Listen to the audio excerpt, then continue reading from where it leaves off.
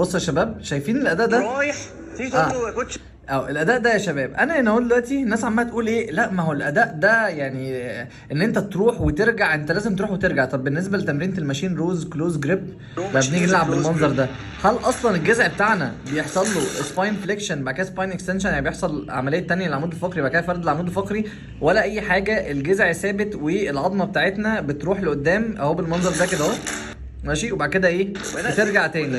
جذعنا هنا ثابت، فهنا التركيز كله على عضله اللات، القطنيه اصلا مش شغاله معانا. خلاصه الموضوع ان الجذع يا شباب لازم يكون ثابت في التمرين عشان تعمله باداء حركي صحيح. ولو عايز تمارين مشروحه بالصوت والصوره في البروجرام ديزاين مخصوص ليك، اصمم لك برنامج تدريبي في خدمه تدريب اونلاين، ابعت لي رساله دلوقتي. ولو عايز كورس تشريح عنه حركه كامل من خلال المنصه، تقدر تشوف اللينك في البايو، تقدر تشوف كل المحاضرات، كل محاضره من 4 ل 5 ساعات جاست. بس محاضره الجيم دي اللي انا بنزل لكم منها حاجات صغيره، لكن طبعا في كم كبير جدا من محاضرات تاني موجود. اجمالي الكورس 35 ساعه واكتر من كده، والكورس عليه خصم 50% لحد اخر يوم العيد. ولو وصلت للمحاضره الثالثه وما عجبكش المحتوى او حاسس ان احنا ضيعنا وقتك، والله هرجع لك المبلغ كله كامل لو انت شايف ان الكواليتي او انت حتى ما انبهرتش بالمحتوى. وده عشان قوه المحتوى اللي انا بقدمه، فواثق كويس قوي من اللي انت هتاخده.